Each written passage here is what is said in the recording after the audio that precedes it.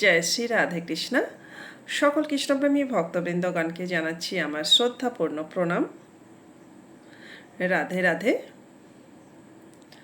আজ জ্যৈষ্ঠ মাসের 7 তারিখ 22শে মে শুক্রবার সন্ধ্যাবেলা বসে পড়লাম আমাদের পরম ধর্মগ্রন্থ শ্রীমদ্ ভাগবত গীতা পাঠ করতে। সকল কৃষ্ণপ্রেমী ভক্তবৃন্দগণ ভগবানের এই অমৃতবাণী শ্রবণ করুন। ভগবান অর্জুনকে বলেছিলেন, শত্রুগণ তোমার সামর্থ্যের নিন্দা করে অনেক অকথ্য বাক্য বলবে, এর থেকে বড় দুঃখ আর কিসে হতে পারে?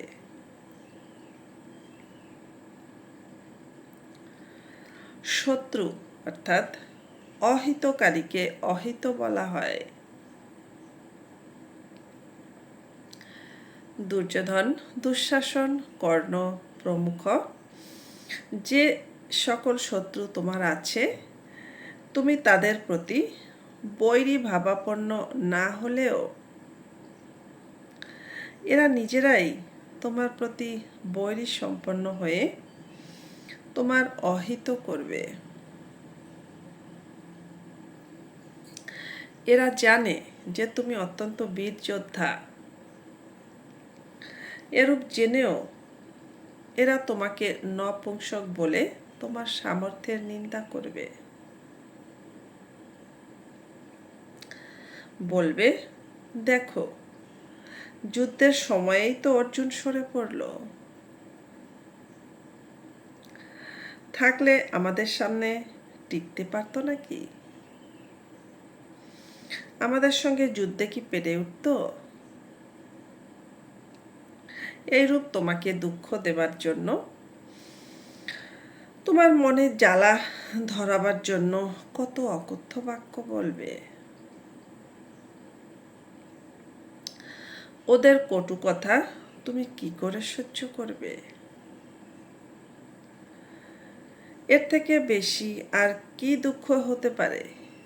কারণ দেখা যায় যে মানুষ যেমন তুচ্ছ ব্যক্তির দ্বারা অপমানিত হয়ে তা সহ্য করতে না পেরে নিজ সামর্থ্যের অধিক, যোগ্যতার অধিক দুঃসাহসিক কাজ করে মৃত্যুকেও বরণ করে নেয়, তেমনি যখন শত্রুরা তোমাকে অযথা অপমান করবে, তিরস্কার করবে, তখন তুমি তা সহ্য করতে না পেরে ক্রোধান্বিত হয়ে যুদ্ধে লিপ্ত হবে। তুমি যুদ্ধ না করে থাকতে পারবে না। এখন তো তুমি যুদ্ধ হতে বিরত হচ্ছ, কিন্তু যখন তুমি উত্তেজনায় যুদ্ধে ঝাঁপিয়ে পড়বে, তখন তোমার কত নিন্দা হবে। সেই নিন্দা তুমি কি করে সহ্য করবে?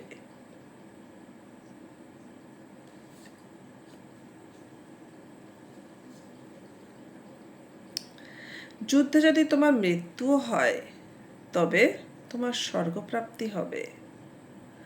আর যদি যুদ্ধে জয়লাভ করো, তবে পৃথিবীর রাজত্ব ভোগ করবে। অতএব হে কুন্তিনন্দন, তুমি যুদ্ধের জন্য স্থির নিশ্চয় হয়ে প্রস্তুত হও।